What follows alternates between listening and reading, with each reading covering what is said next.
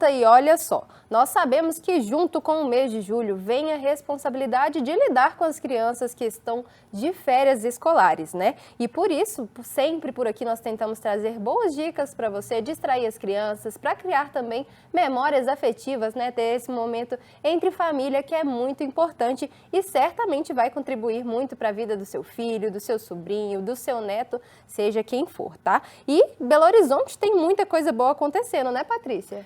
Pois é, Milene. Agora mesmo, no bloco passado, a gente estava dando como sugestão aí uns roteiros em Minas Gerais, né, de cidades históricas para você curtir em família. Agora a conversa aqui na capital mineira. A gente traz para cá aqui uma dica e dessa vez a gente fala dessa programação gratuita e educativa e ó, cheia de criatividade, porque criança gosta, né, de novidade, né? Tem a mente ali bastante fervilhante, né? Então é bom aprender coisa boa. E olha só, essa programação acontece nas redondezas da Praça da Liberdade, um ponto turístico também de Belo Horizonte. Você pode fazer várias fotos lá também com a sua família.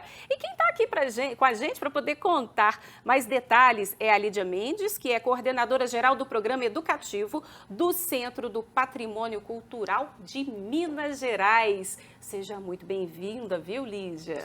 Muito obrigada, agradeço o convite e a possibilidade de estar aqui para conversar um pouquinho com vocês. Ah, pois é, o prazer é todo nosso e a gente começa perguntando aí, então, quais atividades compõem essa programação especial?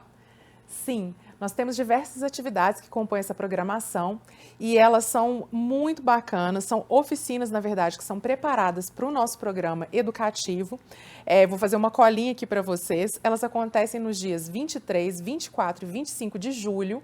O nome delas são Cores do Patrimônio, oficina de vitrais para as crianças, com a educadora Érica Souza.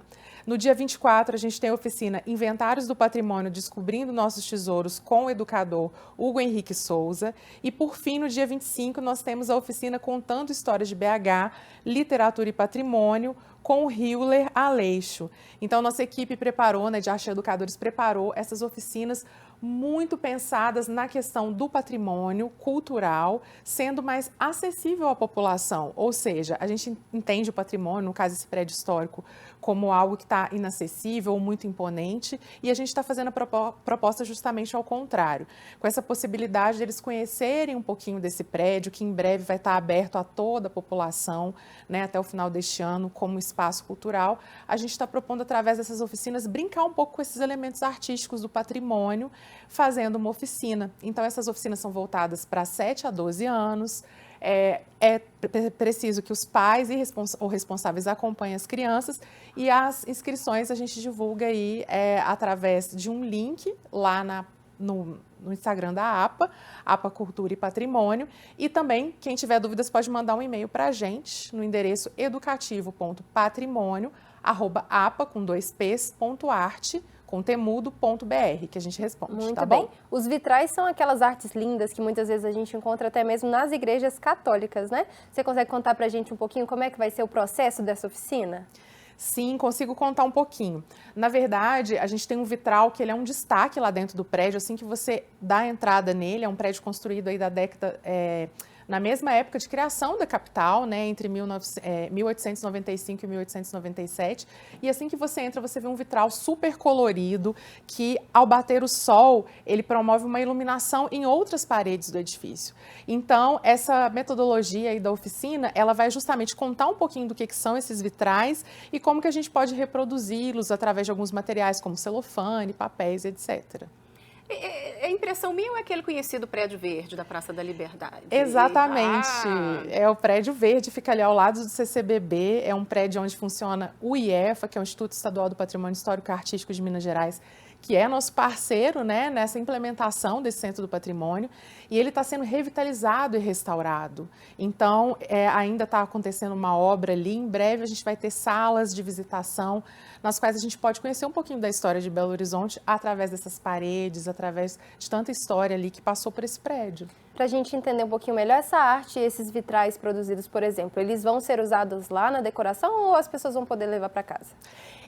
As pessoas vão poder levar para casa. A gente vai fotografar para ficar como memória lá para a gente, mas elas vão poder levar. Acho que vai ser super bacana. Perfeito. E a gente percebe que é uma proposta de valorização, de resgate à cultura de Minas. A gente também falava sobre isso agora. Aqui a gente está sempre, né, com esse assunto aqui na TV Horizonte e é importante já implementar essas atividades, né, para as crianças aí, né, que seja no período de férias, mas isso é importante porque brincando, fazendo as artes, os trabalhinhos delas ali, elas aprendem e até passam para os adultos, para os pais em casa também, que elas aprenderam e fica no subconsciente essa valorização do que elas têm no próprio estado, né?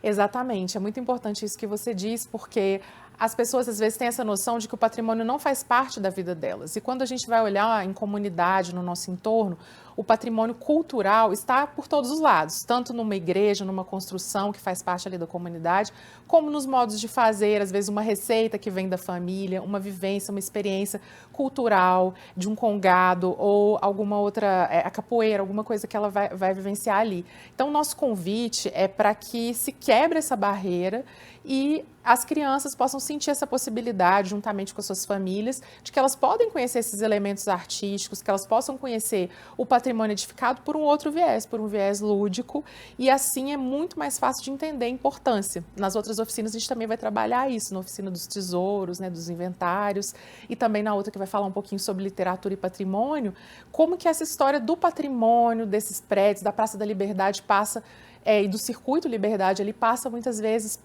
pela nossa literatura, pelo que nossos escritores vieram escrevendo ao longo do tempo sobre isso. Então, é muito importante. Entendi. E você citou, né, os nossos grandes escritores, as crianças vão ter um contato ali com essas histórias, com essas coisas que são representantes da cultura mineira até hoje? Sim, elas vão ter contato. Foi feita, né, o Hiller, que é o educador, fez uma seleção de textos baseado um pouco nessas histórias, né? A gente tem o Ciro dos Anjos, a Henriqueta Lisboa, Carlos Drummond de Andrade e tantos outros escritores e escritoras que contavam um pouco ali dessa história, o Fernando Sabino também. Então, a gente vai pensar um pouco aí como que Belo Horizonte, Minas Gerais foi retratado através da história, da poesia, e eu acho que isso é a melhor forma da gente entender a importância da cultura na nossa vida, porque se ela não fizer parte da nossa vida, ela não faz sentido, né? Então a gente precisa que o patrimônio faça sentido porque ele faz parte da nossa vida. Então é isso. Ô Lídia, você está falando aí, tenho certeza que o pessoal de casa tá assim como eu, passando um filminho na cabeça, você falou esses nomes de escritores aí tão importantes, tá no Prédio Verde, é circuito cultural ali da Praça da Liberdade, tem essas atividades gostosas, aí eu te pergunto, é só para criança mesmo ou para aquela criança que mora dentro da gente aqui do adulto pode participar também? Será que o papai e a mamãe que forem acompanhar os filhos lá, o vovô, a vovó, podem participar? Tem limite de idade ou é de 8 anos até 80 anos de idade? Pois é, muito boa a sua pergunta. Na verdade, assim, a gente focou em crianças de 7 a 12 anos, pensando ali uma metodologia mais específica e especial para esse público, mas é claro, como é uma oficina que prevê o acompanhamento de responsáveis, ou dos pais, ou do vovô, ou da vovó, como você diz, quem quiser participar também vai ser convidado a estar ali conosco, criando também, não tem problema nenhum, vai ser um prazer receber todo mundo lá dentro desse prédio, conhecendo a história da nossa cidade ali dentro. Eu tô achando, Milene, que eu vou arranjar uma criança para ir lá como desculpa só para poder participar, viu? Pois é, dá vontade, né? E durante essa participação, essas oficinas, vai ser possível conhecer um pouquinho mais do que tem ali no prédio ou ainda é um espaço um pouco restrito? Sim, nós fazemos geralmente visitações, né, agendadas ao primeiro e segundo andares do prédio e também uma exposição temporária que fica no terceiro. Então, vão ser convidados sim a dar uma circulada pelo prédio e acompanhar um pouco desses bastidores de restauração que ainda estão acontecendo ali. Tá? Entendi. Perfeito. Para a gente finalizar, Lídia, eu vou pedir só para você reforçar o serviço, né? Os dias, horários e como fazer a inscrição para participar. Tá joia. As atividades acontecem nos dias 23, 24 e 25 de julho, de 14 às 16 horas, com os educadores do Programa Educativo do Centro Cultural do Patrimônio. E vai ser na Praça da Liberdade, 470. As inscrições vocês podem acompanhar pelo Instagram da APA Cultura e Patrimônio, ou quem tiver dúvida pode mandar um e-mail para educativo.patrimônio@apa.arte.br e falar com a gente. Tá muito certo, pessoal. Nós conversamos então aqui com a Lídia Mendes, que é a coordenadora geral do Programa Educativo do Centro do Patrimônio Cultural de Minas Gerais. Muito obrigada pela participação, por trazer um assunto tão gostoso aqui pra gente. E volte sempre, viu, Lídia? Eu que agradeço o convite e desejo aí um bom final de semana a todas e a todos. Pra Obrigada. nós.